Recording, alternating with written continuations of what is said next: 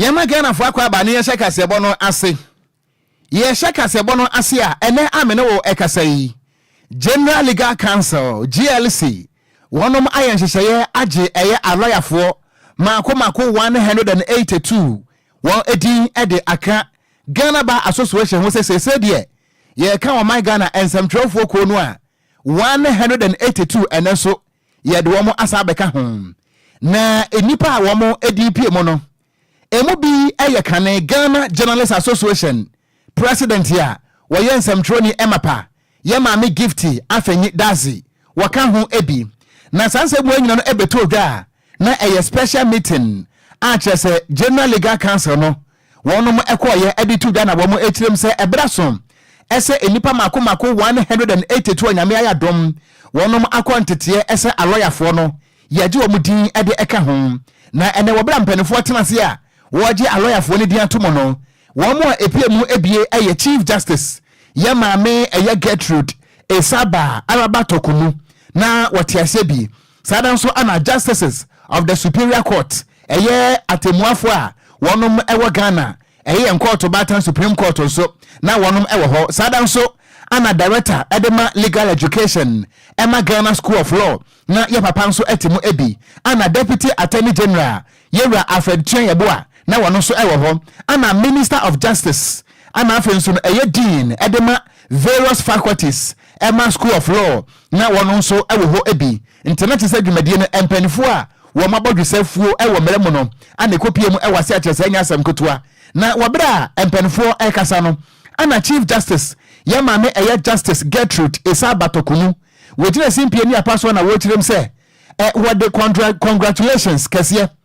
ebeko edema eye adihye ya sabre wonum awie law school a empanifo age wo mo atomo no na wada to da achirem se wo betre wo mu nyina se Ghana Bar Association wa ene ye de wo mo ekwakwaka ho no wo mo emomoden emodwuma ema emfaso bia no a ewo lawyer so no Ghana fo nso wo mo nsa entimi enka wada to da achirem se esha Ghana fo pi no adwenem se obi ye lawyer ni a ase wo ye dwe obi ye lawyer ni a ase wo ya homaso ene nso wo begina so no aka de akire wo mo se wo mo kɔ no wo mo kɔ da so bampadi na wo mo enka nkire edom ene mpempem societies a wonom atimu ne se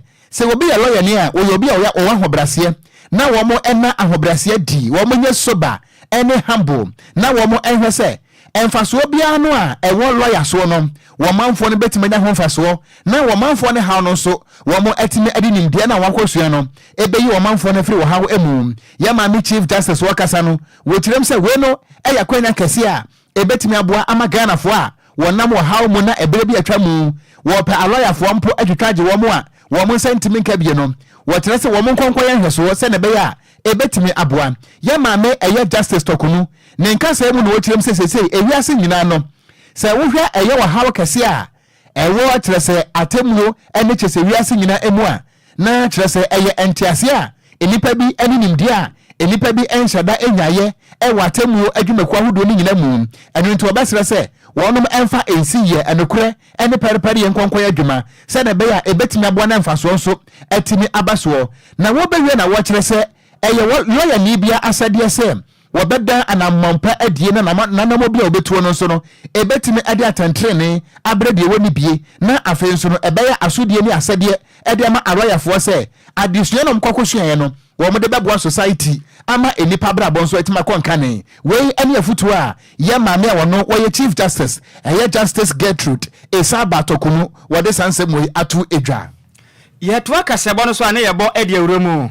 ewa Ghana Grid Company Limited etwanitia e kan se Grid Co wo mo de nkrata ba bonten e kiremu a o ma Ghana fo nyina titiriw ene adehia wono mo akotia kromu ni nyina eno no wo apie mantemu e kiremu sesi amekesei wono substation ba kwa hono mo no sesi ai eja akotomi se train ema sesi amekese nyamkane ho sensem de ukopie mu akotia ne potem de o hono ma yetum se sebi ensi ado agese nyasem kuma akra na Grid Co fo e kiremu a sa atoyenchem we no esi endrada emra anumre no ngwotwe apo no na san kwanhia we esi ya mekire na ya wadai eye okotori ma boso mende atoso aduasa na san kwanhia we ekosi ye ewoye akotia ne potem hono ma wode mu kiremu a enam se o ha woni nti no ukopie mu akotia ana afisu kede ne potem hono ma ekọ eye asamanka se kwantempon no so empotem ho nyina no se amekasei enyina nkana mu sensem de yakọ atwe pa me no ho emo ye din papa empotem hono wɔnom ɛbɔ amane kyerema yɛsi amekasa yi wɔnom engineers egusu bu adwumaden ahunu kwan ahodo betumi afa so sɛ bɛyɛ bɛboa na mpotem hɔfo no etimanyam nyam kane na wɔnom so Ghana de ahodo a yɛtie no wɔnom so ho etimi ata wɔnom pa na wɔnom kyerema yɛsi ayɛkɛse wɔnom de akyɛw pa de ma Ghana fo nyina titiro ma wɔn mpotem wɔnom nyinaa sɛ wɔnom toto sra wɔnom ada wɔn fa nkyɛw no firi sɛ de asie ɛnya bo apadwo bi na mmom no ɛyɛ kyɛsɛgya na akɔtɔ ma fidie mu na ma san kwanhye we yaba abampotem wɔfo nyina yɛsi amekasa yi wɔnom aso ayɛse pa na sa press a statement about bonten mame an edi hyase ɛyɛ Zifa Bampo wɔyɛ manager corporate communication section ɛwɔ Greco company Ghana limited ɛhɔnom ɛna nkrawe efre ba di yɛ kasebo yɛbo akyire ɛde asomo ɛnɛ ɛnumre yi yɛnto adwumre no si akasebo no so na yɛbɔ ade awuramu ɛwɔ ensamfoforo mu a wɔ my Ghana atena ya wɔnom ebu akonta ɛde ma Ghana ban mekyerɛ Ghana Statistical Service ana wɔn ɛde report tententen abeto montreso na emu nsam deɛ ɛtesa kwasua da pɔnnom sɛ tiemie na report no emu nsam ɛkyerɛ sɛ efiti 2022 2023 ɛne 2024 ya yɛwɔ mu no sɛ wɔpɛ wɔ man baako a Ghana yɛfa nneɛma edi firi hɔ yɛbɛka ne sɛ yɛn largest import partner paano a say China eda so adi nkan efiti 2022 2023 and 2024 no wotirem say in China eda so adi nkan na afenso no United States nso edi apim na mbom no say amensunsanso no esi etie wotirem a na ohwe aman hodo no a Ghana ye import niema edi free so no a ohwe 2022 no a China eda so adi nkan ana 2023 no so no China eda so a etosum ye no ebepem se ye ba ekasa yi na wotirem se China to United States ana afenso no Netherlands na we no nyina no eye data foforo a eye 2023 trade vulnerability report eye Ghana Statistical Service wonom ede abeto montre eso na wotirem se China nko ano wo hwe eniema ahodo a ye import ye edi free honom 2022 no a na kire se 26.4 billion Ghana cedis 2022 no ana say 2023 no ejampe ababedru 33.9 billion Ghana cedis na wotiremu a na Russian Federation and also ababeto so the major contributor na say no etoso emienu a wababetu United Kingdom amene okasai se wope amai mako enumu a say Ghana ye no omo edi dwa no a say Russia ababetu United Kingdom ewo report no eba ye no emu na wotirem say eniema hodo a Ghana yeta import wo edifre nkofo amaso eba Ghana no de edi muntintimai pa no minerals fuel ana afenso no oil wotirem a Netherlands eguso a enso eka ho bia say no wo mu so a eniema hodo a Ghana ye import edifre Netherlands no a eno so fuel ana oil ati say ohwe 2023 no a eniema hodo a Ghana ye import ye edi free Netherlands nko ano a 17.3 billion Ghana cedis ana report no wode atudwa report no koso a ekire mu say wohwe 2022 and 2023 a India ana afenso no United States wonom ekire say womo eswape rank na kire say de kane na ebi anka woto so enan no ele wono ababeto so mum na wotiremu ase India ana sesei wabato so enan the largest import source a eno so enema hodo a Ghana ye import ye edi free India 2023 no 11.7 billion Ghana cedis ana United States US nso no ebeto so enumu a enema hodo a afi etwa mo no ye import ye edi free United States no so no 10.9 billion Ghana cedis na wotiremu a enema mako edu na ebeka ne say top 10 products ani nyina nso wohwemu a eno ana edimu ntintimai a wo ha mu ntichemu aduasa enwotwe ekiripo amiesa ne nyina no ade se import na wotiremu a wo my Ghana eniema hodo a yebeka se ye import wo na ye nikwa ho yie pa no diesel ana afenso no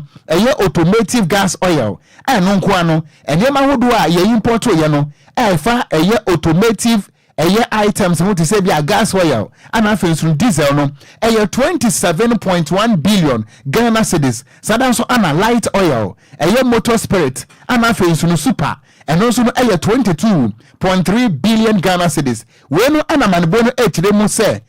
eniema hodo bia mo hwe eniema hodo a ye contribute and say ye import the free Ghana no a ɛno nko no ɛyɛ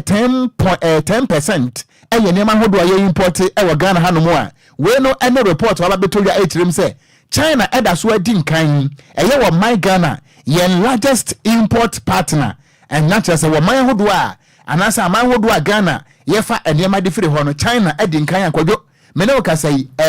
wosɛ na Ghana yɛ hɔ no yɛni Togo Togo ndi na nka ayɛ jeans say African wear nti yɛntaa import jeans saa nti sia no Togo fo yɛ frɛ say nsi okopie mo wi ase nyina na China o man Ghana no China yɛ depend wo mo so pa say wo hwɛ 2022 no a yɛ imported 26.4 billion and 2023 no so akwakodru 33.9 billion Ghana cedis. Nti no mpɛ sɛ o mo kyerɛ sɛ enema hodo a yɛkɔgye ne China hɔ no aha ne yɛntumi nya bi wɔ aha mo yɛ 55 chansen hello ɔko yɛ bi wɔ kurom a sa aha 55 chansen mo yɛ bi wɔ kurom wo yɛ Molovia chansen Molovia de na menya hu bi na sa still one na wɔ kurom a sɛ ne yɛ bi sa ɛno no ɛyɛ silver na me kan let's say betime didi mɔko yes yɛ pɛ 55 chansen twintwan sɛ twintina kyɛ nkɔ fa wɔ ha wɔ ntu yɛ ho so ana wo manches enua ya na Ghana ha se yoko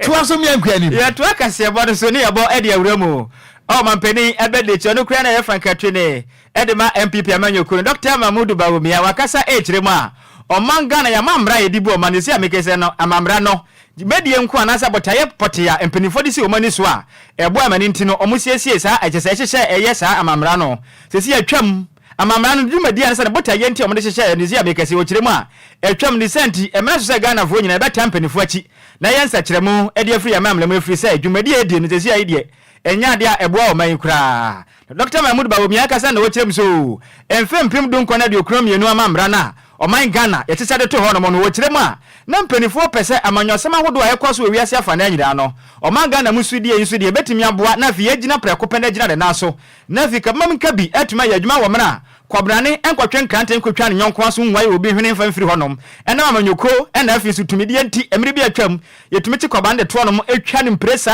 wi etwa na kire homa de kire na busuafo se hwe akwa wei o petumi ne apa bia ni so ena wo kire mi se enu nti na nam so ema mpanifo tenase ehyehyɛ amamra zesi abekese de sa amamra no edini dwuma nyina wi azesi de aka no akoya dodo wura emfaso bi anza dam wo ma Ghana ode nsem wo nyina atudwa e wo na okopie mo framantem a ona nanam atrenkonwa wona mo aye framantem endra da ya waden e kotoni ma boss me de to so aduasa na Dr. Mahmoud Bawumia okasa na o kire mi se babia dro no o ma Ghana si apese mpuntu otumi kwa nanem afisi kasem gina na so bra na de a ene na hu behia pasa ya mamra constitution ne de te se mpanifo tenase ne nsakiremu pa no betumi aboa e wo man atimi akwa nanem okasa na o kire mi se miri bi atwam eya obinfo atamaris jidwara bonam lane o Filipini kwaja onizia mikasa yi wanya ne ba bi ko obon homaden ehya ase se wo yensa kireye e de afoma Ghana ya mamre no se de adro no emra so se manyoku ahodo aka nyina no ebe tampanifo achi na sa anamompa o Filipini kwaja atamaris tu ye no ye betimi ata ya kire ne yaboa na Ghana mamra no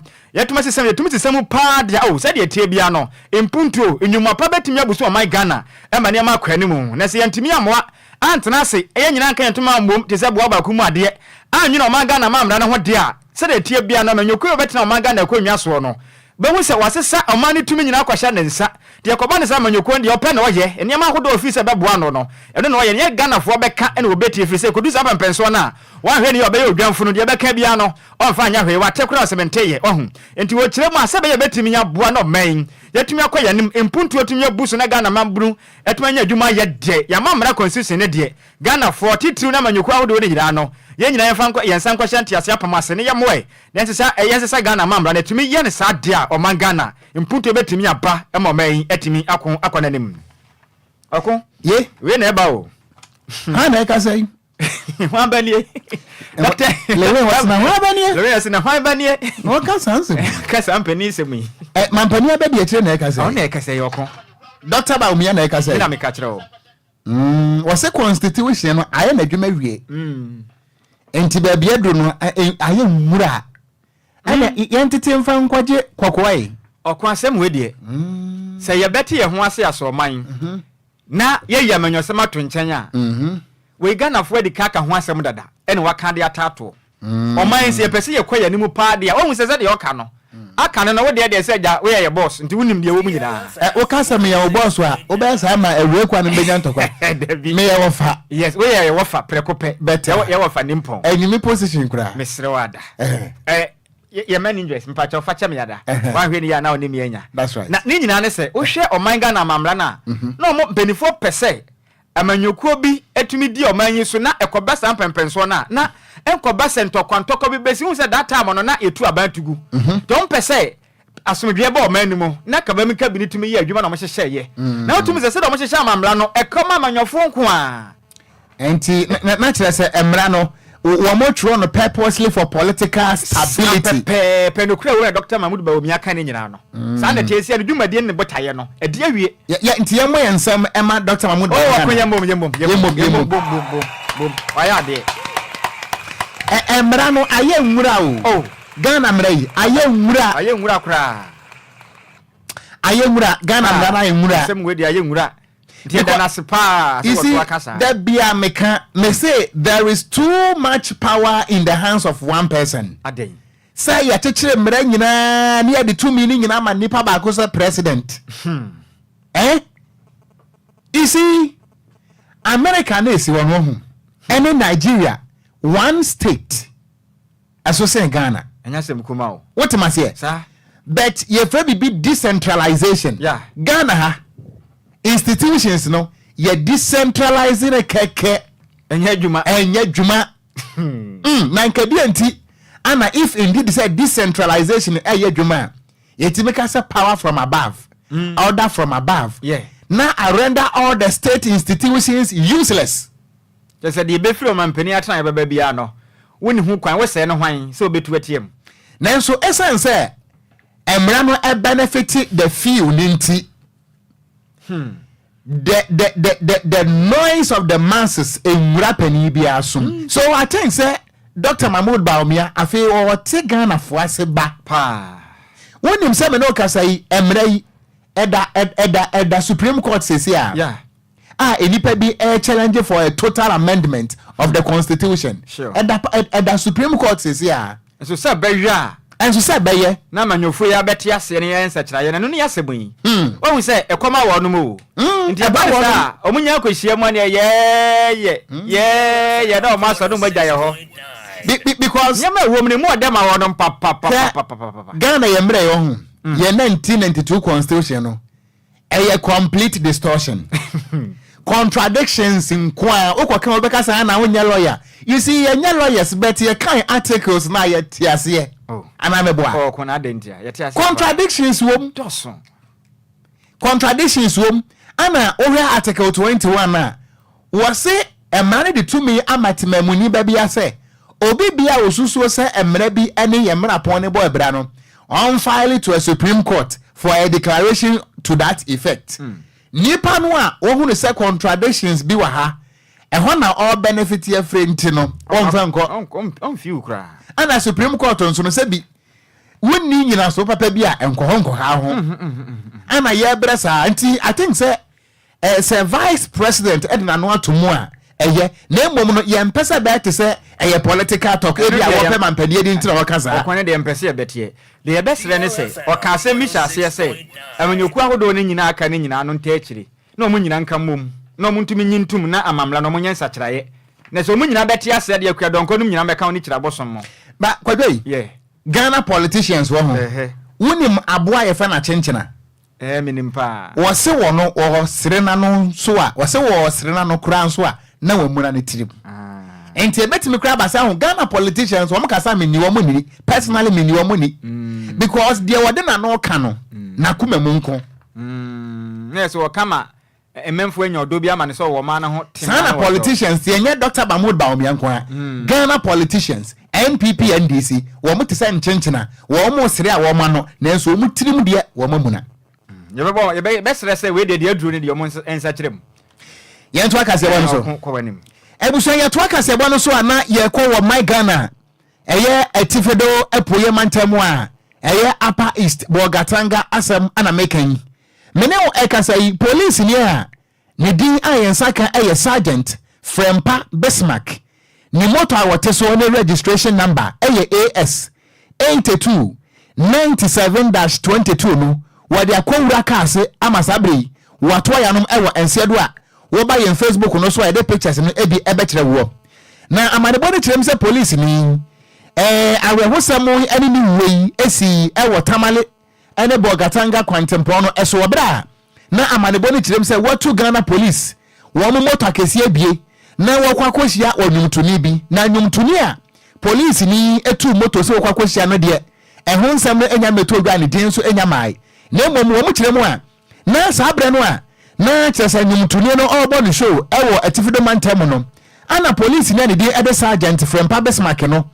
wo mo kirem se wono ana waye police escort rider ede ema former president John Ejekum Kufuor wo tu ni moto no na minim baabia na wo asabre no wodi moto no kopie mu ewo ye bogatanga me no kasai wodi ni moto no akwakohia ka asabre wato ya no ewo ense edom na amanebo ne atirem se police ni wo ye obi atua bodom ane ewo no ewo tachiman ane ne mpotem na ebre bi atwa mu no na wo ye adwuma ese police officer ewo Ministry of Interior na wo bra wo ko school no so wo kosua eye law of evidence, criminal procedure, any police ethics ewo National Police Training School ewo ana okosua na ade na eno na fofia ntoata wotu no moto se wakwakohia adwumtuni bi amanebo ni kirem se wo su branta mo ana eton from na mu police na America wode wo kohia musician ti ene wo bo break amo ana onika bi kohia me no kasai wato ya no ewo ensedo ebusuan sabwenti mienko ahoma so na ye nemi ankasa me maame Madam Simbiat Redu were head of corporate affairs Emma National Road Safety Authority wonyina sase mweso na ye musa ne se ye dru so tobremu National Road Safety Authority enkomo ben ana omo ne Ghana senkafo ewo efa road safety ho Mama Simbiat Redu mama asomdwen kan ho Nyanko po asomdwen kan Okogyeabour Mama wada ma wa pombo ko de Nyame tumi ye da nyame ase mapomu ye papa me ba so DLFM nyina so ho ya na ebusuafo nyina ho ye yenso ya da ase pa sa nyumre ya frɛ wona mama waje yeso nkomo no yetiawa me ne wokasa Ghana yewura ensotobre mu anesa wo hwa kwanhia ya asia wo mu kirem se police ni ensu ana eto ne mframa ewo mu wo hu nanim so wona mu nanam so a wakohia ne kwafri kwa mu wo Mama mpanesi ya pampate kwa ansani yetu abirechire fodi asie ye ranzo tobrem National Road Safety Authority ensambe na mo edema Ghana ahyankafo efa road safety ho yo esu tobre eye ebra road safety ye tetre mu no ye hu ne se eye bra eye hazard ebre time bre ebra kwansia tumusi ibi kakra bi anade kakra bi nam so na akwansia esi eye bra ahofefe wo ho ibi se nso yi ni tipe obia to baby ediafa ye bra ye wiem sakra enu nti ye road environment so sakra na e ba pesa e futu a ye de ma senkafo nyina ase se wo ya hweye se wo ya hweye ase ye nyina so wo mo maame se obete America so nika tente wo be na se enu no obetimi bi aso san nyina ano obetimi bi aso hazard nyina ano se even for ejebo wo kwan mu a utu bo ase ube hu kwan ni mu yie akwa ye dia wo kono jo ti asu problem ye ka kire adabafo nyina ye ka adabafo ko ka ho ye bibia wo party a ye wo party e so a moto damu no ye vehicle ye esen enti efutu a ye wo ma senkafo nyina ketwa kese motor rider plagia obia and say what you make so that then what I was say wo fe o wipe o tire is from e ka me cover no ye adwuma correct e da na kwan mu e up to standard oboni bese ye pa se ne nam wo ho fine me say na chefom a e betimi asin so a sa wo number bi a entimi power enso ema e sign enkonkoba enu nti no so yo senkani anasa wo ye ka o na wo ye union pani foni bia omodin asa obehwe se sen a wo hweso anasa wo de nam kwan so no sa brei eye kama ne hwehwe ye adwuma ne wife tie de ni hwehwe wo ni ansi o cha e betimi ama e be bo ahwe nani ama eni bese ama obehu kwan so ye eno hwehwe ye adwuma kama ye ka sen ni ya na wo ni pedi anti ya ba be sho say ebra wo besi mu no hwe enhye so be ko make attention say wo obi a wu kwan so wi a obo mo dia esimu ntem na say wo so party kenya na wa party say na be ya visibility anase wani enkonko how emma akonsia enkonko ba efuto bi ma e be sa dia ma motor riders say nso yi mi tipo do say na ye temika e be dia ko obi wo kwa no de ko bo bi onam ne baby ye best sabre ebra obetu mi kwaso mo enye bra ube communica center so ebe madam so ama akwanhia beko ebeba ebe fa akwanya so e de ama owura na wahwe ne nkwa ebusuafo nyina ya akọ ebe fa akwanya so e de etu motor riders na afọ sabre ye kwa abasoboe sabre na moto car ya bomma ye kwa ha ye fa ha ye bestre ya wo kwa no ato voice na wahwe kwan mu yie na wahwe say unkombru 8 hours na ukobru for 4 hours bi abehome go 8 hours na wa driving na obeda na ehn no ama ipa foforo yenuanom politicians so yente road safety officer bia obeda ne da na ye hwen na mayen ene wo mayen ne omutu kwan ananse no na ye sese that break speed limit no any break etwam nyina I mean elections netin nyina no ye speed limit through highway there no ye see ye nkombro 90 km per hour wonam krom so a 50 kilometers per hour na wudu krom de bia nipa dɔɔso 30 kilometers per hour no dey maximum wo betimi akɔkora mani nu saapo saa ne ɛhwehwɛ no sɛ ne bɛyɛ akwanhyia ne ba ne bra ɛne ewu ɛne masɛyɛ no ɛnkɔnkɔyɛ kese yo mama efutuo yi de de pa nanso wo my Ghana hyenkafo yi ewura na so ne famu a na pie ewo benkunum na wakoto agu baabi enkomo a mo ne ye boyi enhyehyɛ be na mo ne Ghana police service ya wonom ana wo mo ye enforcement officers no mo ne wonom aye efasa efutuo yi homa me yo okay a police for ejumadi aye ni omudi enam kwan so se yen de bebrebe efiti operation Paris police actions against rider indiscipline and police invisible eyes are watching Sunday man nyina na pia nyina ye enema mpanifo bi egu kwan mu hwese riders mititru na drivers ebe ye safe ye Sunday bibi fra ba aye friend traffic DH ye nya police for ye hwese mika center ye fa fon aye de nante infractions bia enam ka kwan ho nante anase ka twie mu no se utimi wo driver ni na wo ta yesa ene hwani yie na mpanifo de abefo aye technology enema be gu kwan mu wonama wani na ho anampo hu na etwa picture na dia trew na ye de wo kokobo ato phone so ama say enu nie hwe wafumra ana ha no wo ye nyense se wo ye ntibra ne ntwewato ana se ko na koye atotwe bi eda ho ma na kokofie enu achi na National Road Safety Authority yes an regulator ye regulate transport sector no enu ti no yes and the inspections egu kwan mu ye inspectors terminals apart from inspectors ne kwa me yes and the road safety officers terminals ye di nima bedre egu kwan mu say ansa na vehicle na shani be fi station hono na ya hwem ahwese ne condition ne estefata emma o how bia nkoba eno achi no so no ye ne nyanum DLFM ka bom a trainee drivers wa hanti ye hye ehwan no na ye san hye adabafo no ene omusuban na police force so boa mo ho aye enforcement and technology enti bi sa ya san nyema we ne egu akwan mu ye any stakeholders aye be hye se akwanhia no so ebete yo mama Simbiat ma yana se papa ene ebre efutu a wodi ama Ghana fo na think say wo banyansafo se bi mpani si eguni be ye nka na se mebere pe mama bibia ni ebesa aba wonche biem ya da ase pa yo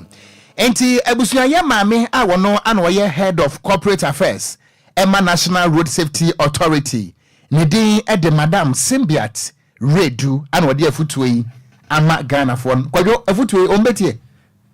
okunye kwaye ne mo no se empanifo ka asem se de ye ne ya papa Samuel Wusutu no nwum ye ka wuntie no dabi na obehu no se empanifo ka na so mantie a wa wani mu asem ade bia wo kan sekantie wo hoi adwene ho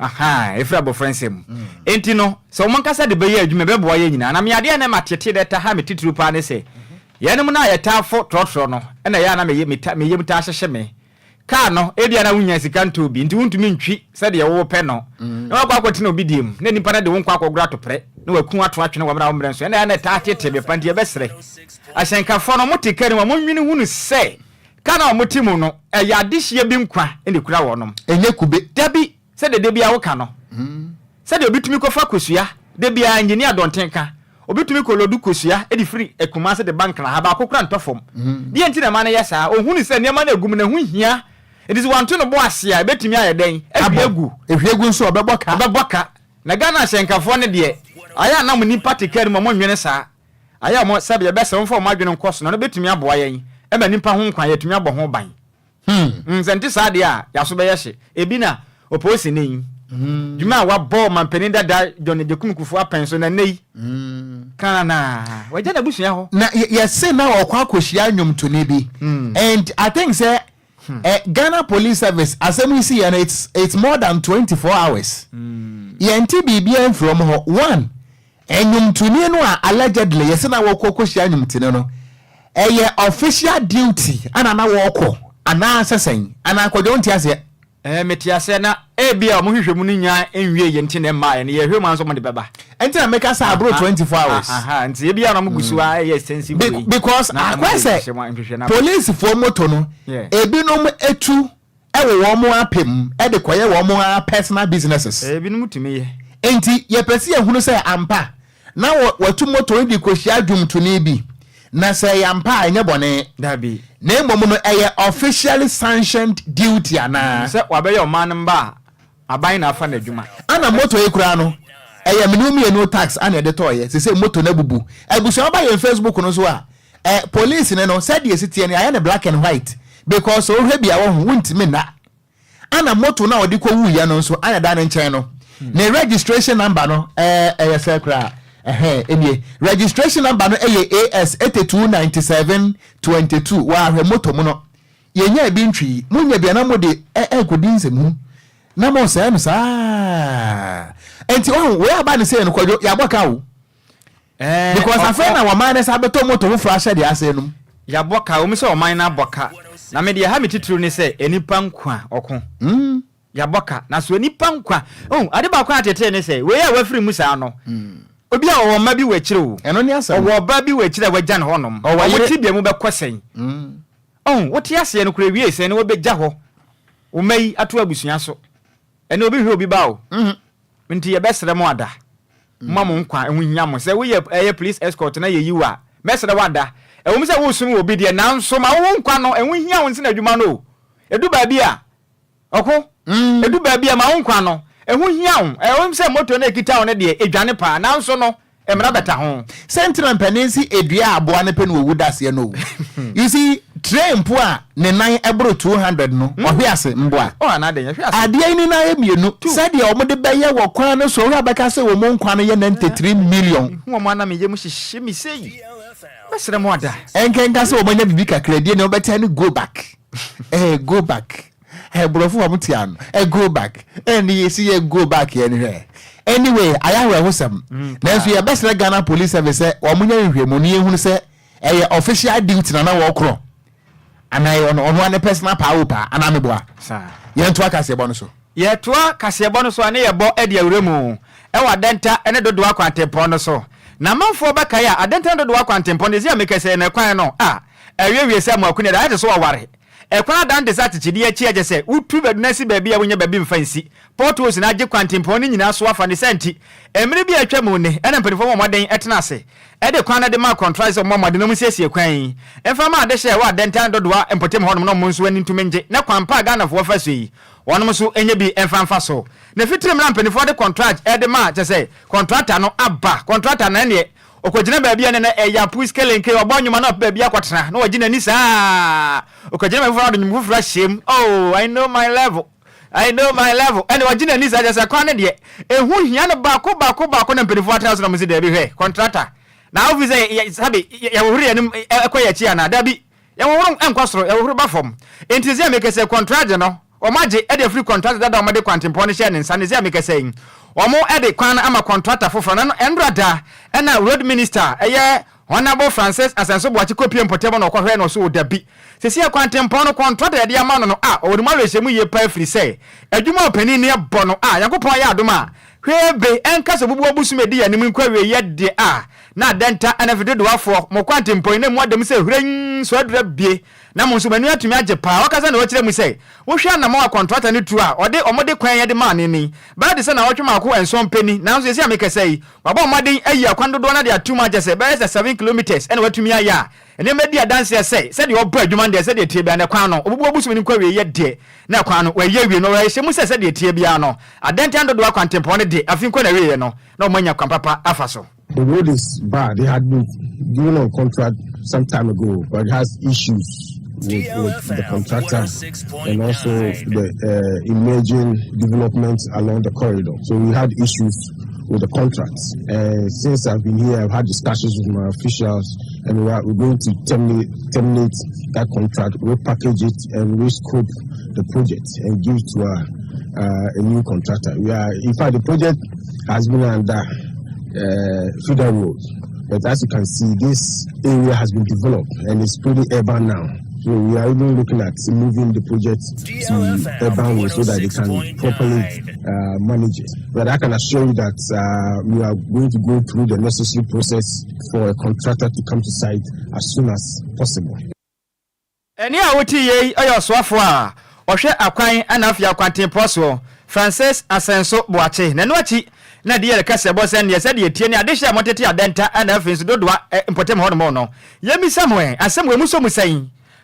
sasa wana bo we kire mu ase de tie be na kwan bubu obuso no mawie dia mamo entemo so asem we no muso muse na muso muse ye ne age pa na mbom so mo mfa manya sam na so mbe ye dia maye de ne yesu yesu mu pa. The place is very bad. In fact, applying this road, some of us we use very smaller vehicle and we are suffering. In fact, you have to be changing car parts almost every time at a very high price. So it's very difficult. But this place is something we've been talking about over and over again at Assembly, that government should come to our aid. We are happy that today the minister himself is here to ascertain as to the danger in the road. So from here going to Amasama, you have to be like 20 minutes drive. But because of the bad road, it takes us about 1.5 hours to get to Amasama. Eni awoti ye ayadesha wonum o adenta ene dodoa ene na wote ye no ti na kire se kwan no adenta kwan a dodoa kwan minister say November. Yes, November in November in penifo enti ye wo June fan so wo kira ye June. Yeah, June, July, August, September, October, November akabosumenum. Yeah, na kwane dem prum dem say so edu abi ye de nyame ase pa na ye bo kwampo sisu say de edu no ba ma urban rules fo no no ma and highways de ma me free say potem ho no mo na hwa bie pa enti mo bete nsem de na nsen ye bo mpa ye say de o maka no ma ne kwaya manyosem. That's right. No mo fo ma no ento o makoma so no mo nya samfa ma potem fo mo bre dodo no apakan GH atena say latest from the world of sports. DL News.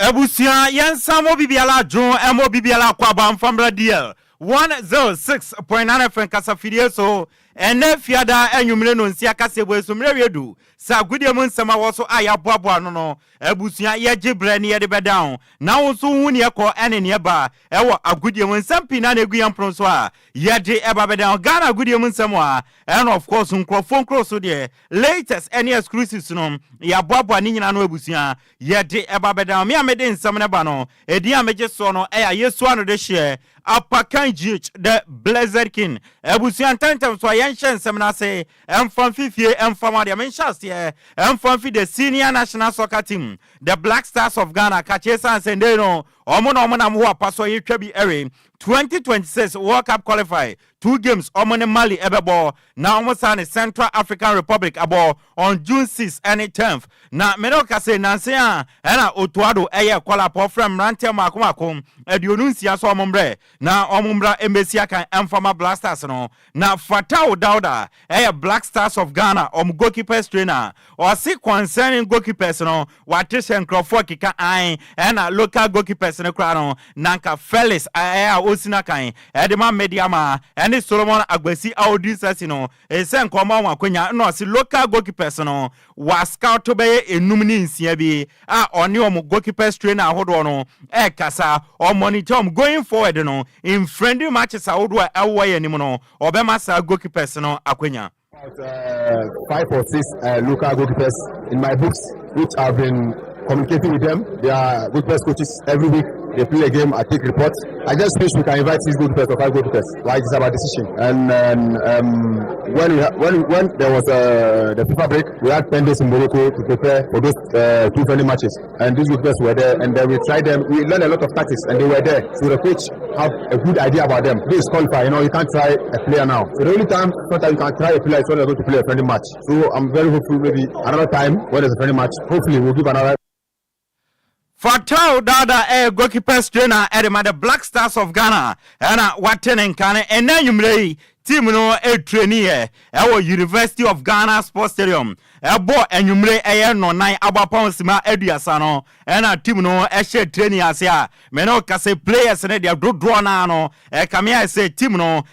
set anesa Mohamed Salisu no and they obenya Antoine Semenyo Kudus Mohamed Isaku Fatau and squad ni nyina no o manya PM o camp o ma start training o mo prepare and o ma ye friend Mali area kobani a ye de won some area to anim na coach J Sapon a veteran coach our Ghana we coach team sakese pina our Ghana o ko United na ne nkeka ho nyina no we coach omo na o Blasters insensem ma no and wakasa o se o hwe ne otuado na bibia HS or build a long-term project with young boys, not the experience ne kakra abrande. Or see we see football baby edu no. Sa na edu fon kwala ne kakra. Now them pen for ne kakra abrande. Into a share squad na yawo young brand with experienced players na. Ohun si ebe remu o Mali. Ne akonya good results e di abagana.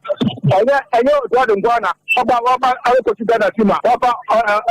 two local players. All local players coaches Oba. So what have they seen in the team? What have they seen in the club and the league that we play? Sorry. Because the person that's how I see needs to come out. Because I saw him some sessions are also today. There and Ghana coach is written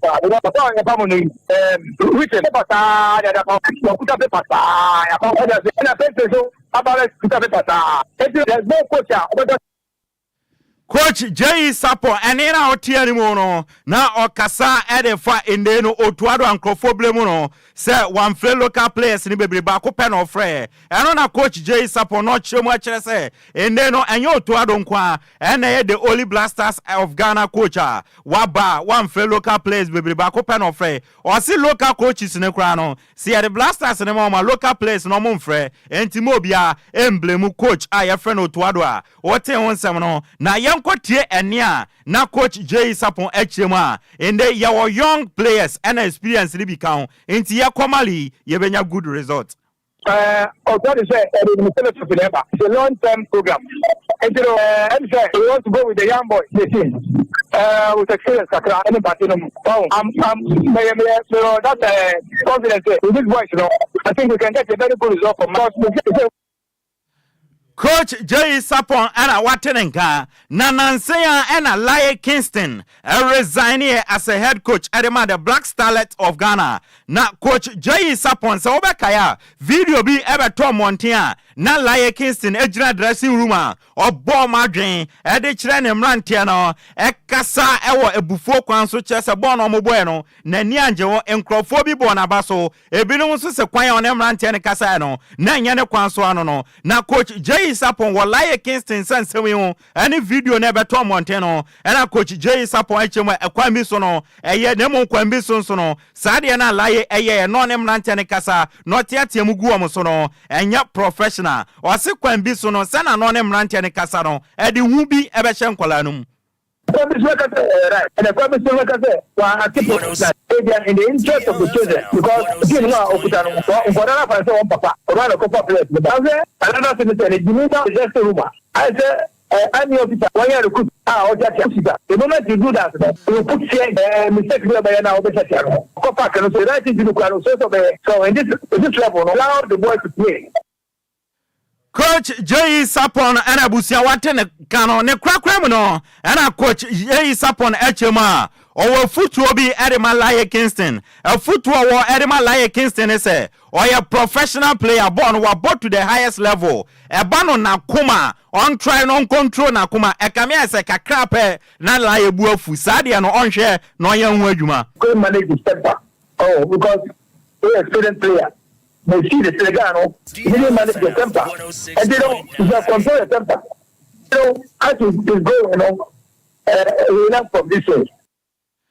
Veteran coach J Sapon Anabusia Waten and Kase in the Rokasa area for Blasters any Laye Kingston and San Samoa Yade Amo our Jumedian so not Charles Stella a former player Edema Black Stars of Ghana or see we are see a way there o cano credit chair down for Anona Eboa or see an cano credit Enfanche Otuado or see Ronaldo with 38 years now so other super Portugal national team no a captain omo and they or see all the form NFL Blaster squad ya the day you our form our level have our my friend in France identity and the day you know one friend or see about form there in the day you our former as say Otuado friend or say kwaya ya for so a Pamian captains Edifi Blasters no and Yana Kwampaso.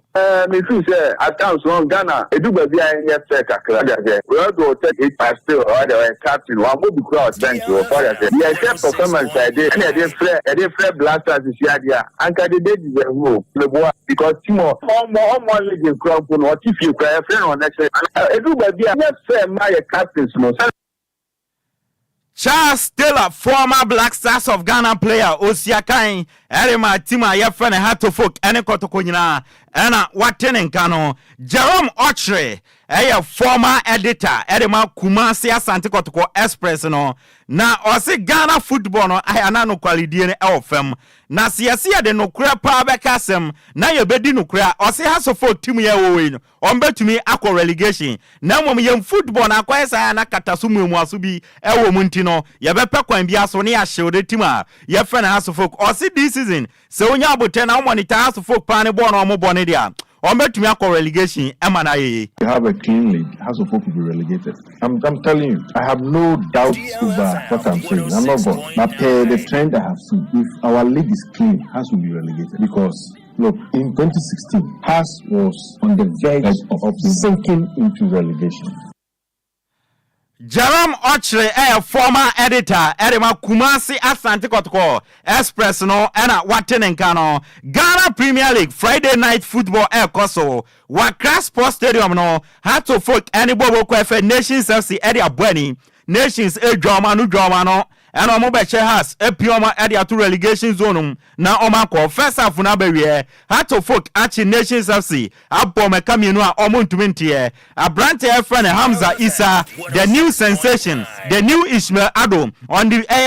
15th minute and Osha second goal Erima Tima friend has and a Kasim Sisensuno on the 10th minute and Osha first goal no Erima Tima friend has intimino Kasedie had to folk abo Nations FC kaminua omontume anti first half no Aberia and one salmon on young Ramo, I want phone cross so not young money too, not young fancy the Ebusiam, young Chassier, and Fanfi Jose Mourinho, Portuguese manager, former Chelsea, Inter Milan, AS Roma, Real Madrid manager, Meno Casedi officially no, Jose Mourinho, I want Pamujane, where Piemo our Turkey, Wakako signed 2 years contract, Eddie Amabobo Kwa, your friend Fenerbahce, into next season on Urem our Sukuru, Sarakuru Stadium, our Turkey, and one of Jose Mourinho, Ekodini Juma, as a new manager, Eddie Amabobo Kwa, your friend Fenerbahce, and then you may, your breaking story no, Eddie Amao, now when in the 5th country, Jose Mourinho, and manage you Portugal, wababe manage ewe England, wako Spain, wako Italy, ni 5th country no, Turkey, oko manage wa, yado on some area tuwenim, na Thibaut Courtois, goalkeeper Eddie Matima, your friend Real Madrid, na mpeni fone kain, obi wu am obi nkeka na mo we de Andrew Lunin ewuwu ama brante friend Tibo Kotwa ebekeka championship from round of 16 no eya brante friend Andrew Lunin ana wadasa nanso Carlo Ancelotti our manager Edema Real Madrid no wa confirm in nanwume so china final na eba so between Dortmund and Bobokwa your friend Real Madrid no goalkeeper Tibo Kotwa and beda goal post mu Andrew Lunin na odi o match ya kopie mu final no o se obetena bencha ye don some edi atuanim anopa na mede betu wanim se Bobokwa your friend Inter Milan or money Lautaro Martinez agree on a contract extension until June 2029. Another report eba and it's Inter Milan Italian air midfielder your friend Nicolo Barella no on also penny for and agree on also extending a contract no until June 2029. Ye don some edi amao ewo jumedian so official Antonio Conte is back. Wakwako sign contract until June 2027. Antonio Conte ye new manager. Edi Amabobokwa your friend in Napoli into this season a season of coaches upon coaches and ye want some Antonio Conte is back Okokochi Napoli ye jina so ni yadi agudie mun sam no edi esimia me di agudie mun sam na de bro dia meje so no yesu ano de hye Ocran GH the Blessed King Okogyeabour Ocran na fa sofa no eto asoman mera se Ocran ti mame ene Ghana fo ni nkomo abusua anwumre sofa na yenso yensofa wate na nsam ne mu odu asam ne nyina no ene se Frank Ekrani de ma NPP amanwuko no mampani abedi akire Dr. Alhaji Mahmoud Baumia wo kire se wo my Ghana ya mamra no ayabrewa enu ntiyense sano yey na Ghana ye bre emu nsam ni o wo je sa asem we esen 0534 05 0199 0534 05 0199 and 0593 40 65 65 constitution no afedie mampani abedi akire nso edna no atum se enyini ni ensesa no. Good evening Papa me offer Papa ma joy meje uso Papa sa ko jeni sak ma minti on free time community 11 Wafa Baumia dabi emoni de sa Wafa vice president Wafa minini shia ewo dako ewo nkan na nsema papa ne kan no okura dwen kase papa mai isa. Hello Atiko me pacho nso betimi afrani adi nkomo. Good evening.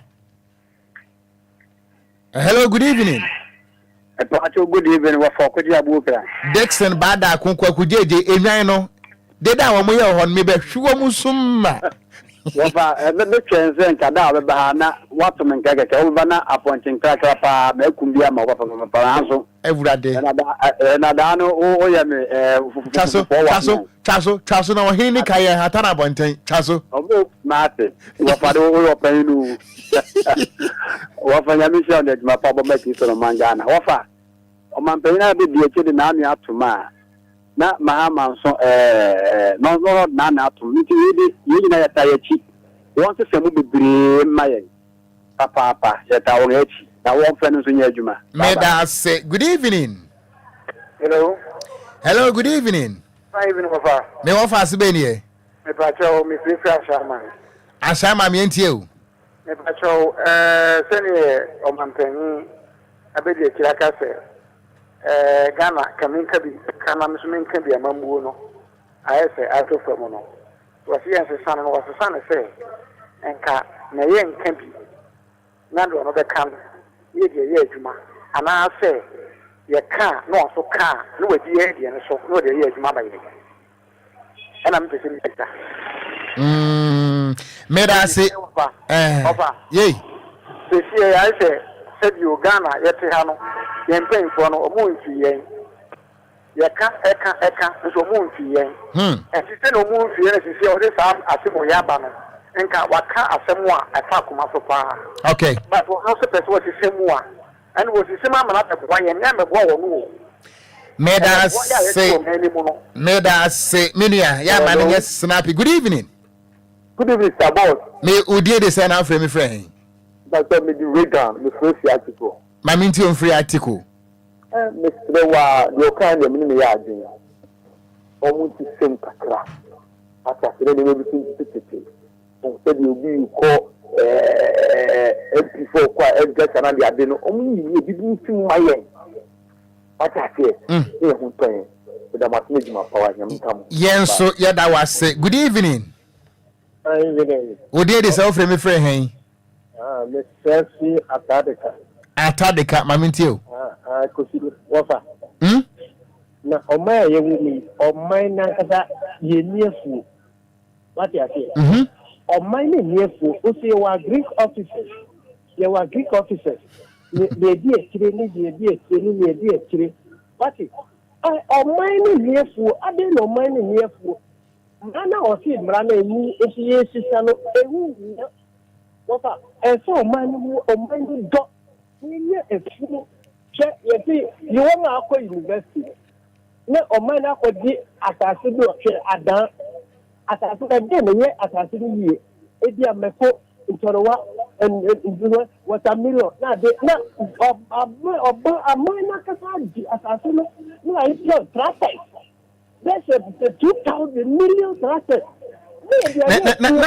Natural state farms are some now okay. Yes, or minor capacity in here. At the end of one bubble, Asiama, and the Coco and the guy, and you have what is it? That's what I was your mind money. I'm minding a fool. I'm running who, or mine Nasa, or mine about the and when you say, yes, Samrano. That's a running or come any young, but what you say? Or manager or comedy for and okay. Now, what one gets our fool. Or mine, the minimum fool. Maybe in a one market. Now, a Greek officer, yes, Yanicano, or mine or my sister Yanica, never Mo some a Greek minister near phones were in confirmed. Yea, would I day? My do I we am a last caller.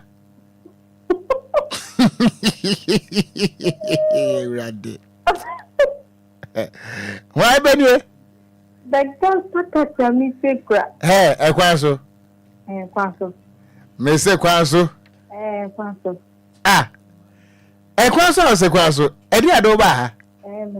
Far from me, and Greek minister.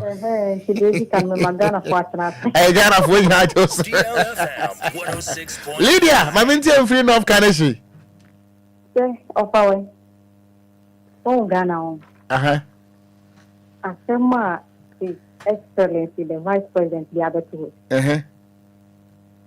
And Manu Koye vote in Bantino Casao, because Ghana politics, Yenny Mobu. Obeka say ama asema ye de we vote with us to see and I be who the end of the year. He said no Obeka mana ye de but vote in nation and in the BDH. And so I can say now after voting, na me buano na na so bi no mbeka boma. Abua magana ye mra na ye sadia. And anka ebe boye. But omo kana voting we no omo say kawano tum national fear and asem na beba. Asembeba and intimidation beba no sir. Aye, me da se lady ya chair of Kanishi for why? How far? Ye? For girls and then me to papa. O say? Me say for girls and then ma ton di papa. And no matter for girls pa me ya we. Me so ma ton. I was having 5 friend for ni biom. Na wachina finally apakansi efreti mu no Borussia Dortmund. Kana minti Borussia Dortmund. Borussia den Dortmund.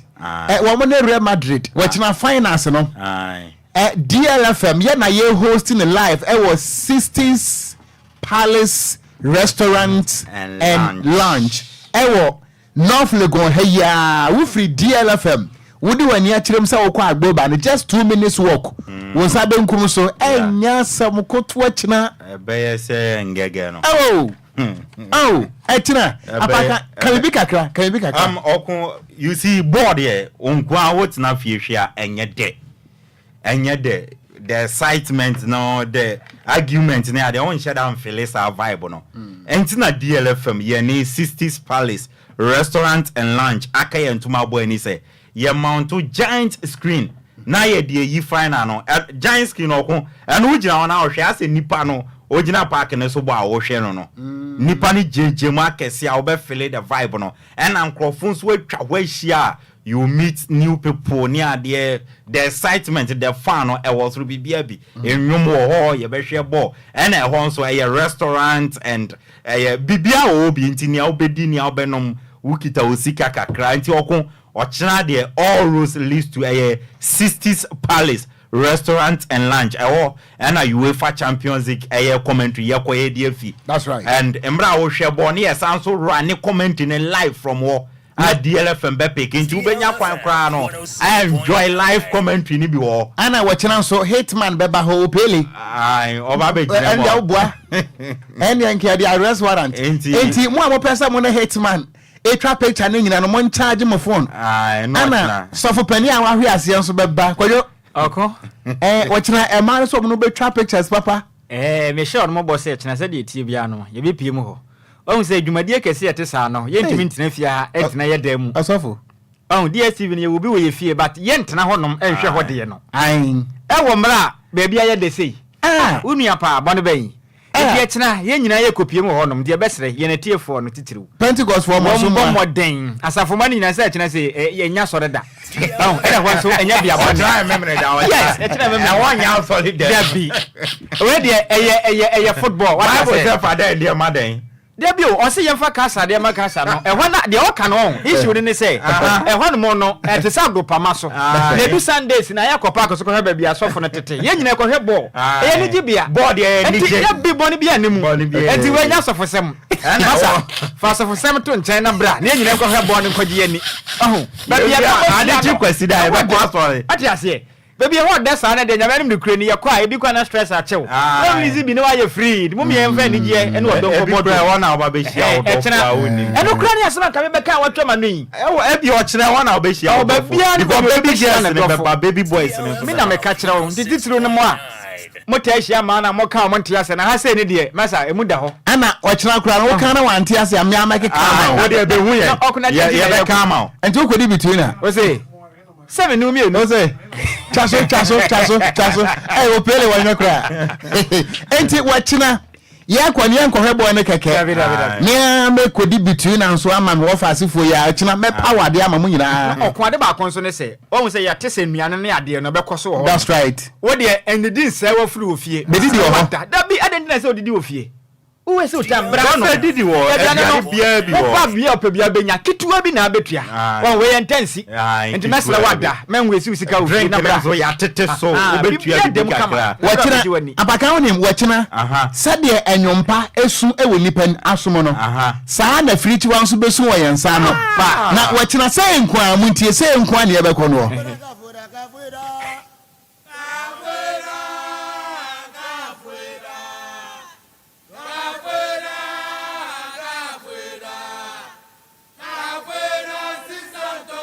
DLFM 106.9.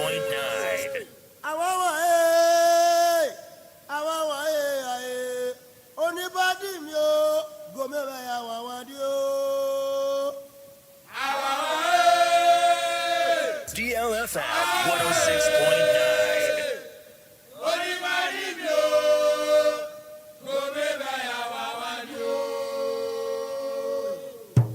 enti Kwadwo what sa wo nten kran kan de nyamye nim nukure ni asechire o say oni pa ya big yo nanso wo ya anwanwade enti wo kira ye be ya big ho ya anwanwade asa ho enti wa wo nten kran o enti ma no ga so no ye ne big dada o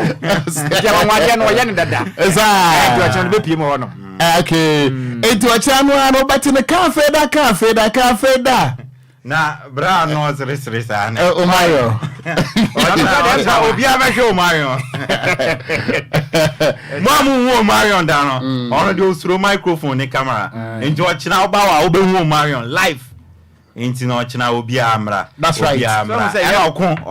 o kina no enyama bebre be koso o ka ne ma bebre it's going to be fun ese ne ye ka no enye se commentary ni kwa before commentary be ba so won say pre-match discussion e be koso eno ye ne nwa abana na ebe ye ye bisa o game na be kwasa nti o china kura no ubenya akwenya ma wakasa me beba live on DLFM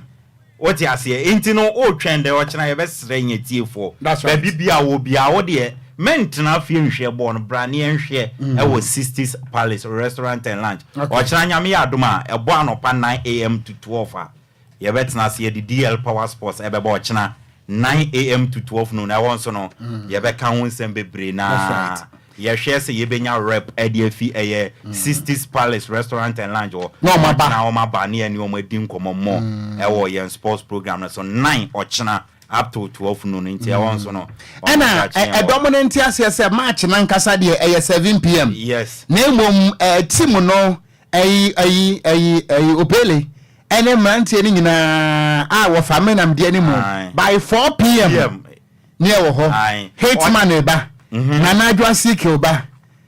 silver lady ba na awura kua ba wono kwa da man ko wu kranke ba nipa ba kwa ya nkrofo penenwu nipa sexy journalist dia ntia na nkrofo penenwu na ya nkrofo bisa na say wo me nchen pa apaka have dia watwa mo wa person sexy journalist bi watching bra na me nipa be ko bi hwa ya Roman say fia na yeso fo penu ade nyina o na pesi abio sabe ko he body apesi awusi akire but Roman beba wontim nkase wonsi obofo kwampam so beba obof kese tim ne nyina eba wo obeba Sammy wachina me na me kwa analysis no wontim ase ho be wura pa mo ei wodia wo ana no ade kire chese obesa me hwe bi obe confuse me kra obe chese ade awuye kire sei ade enti wachina tim ne nyina no yes me patcho nti se wo free agboba ana eba e wo right da bi me e wo right wo fi wona eba dia e wo right e wo right ana se wo free se wo free Madina Atomic ana eba wonya dru Wisconsin International University College he a e ho ana DLFM ne wo sa akoso abra wanim wo de emfa ka anante wo be wo se ye wo benkum so a you feel the enthusiasm and the euphoria apaka ambrofo ne yeah eno ano no ana waka na enthusiasm and euphoria ana waka na utrim se medium oh da bi eno ano eno football terms pa no waka football terms oh Sammy no on say AC Roma me ye omu PR kakra o AS Roma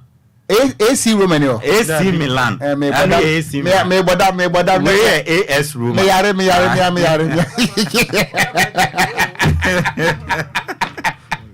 enti wachina obi anhia ye ewo ho enye fadi agrokra be kama ye hwebo na me di between na so ma me offer asefo no me wa ma won ochina okumi two girls ne fo ochina obi anka nche ne boys on fa ni mpie mra 60s Palace restaurant and lunch and a baby boys no mo the girls na chef ya che ochina mo mfa o mpie na wo di beba oh se me nibi okay me wo bi di anka me de ne beba ofafo yeah senior nade yo pa ba na say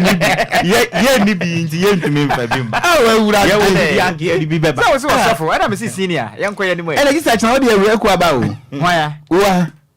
so ne de unse ono no opema asem dada e da bi me ka se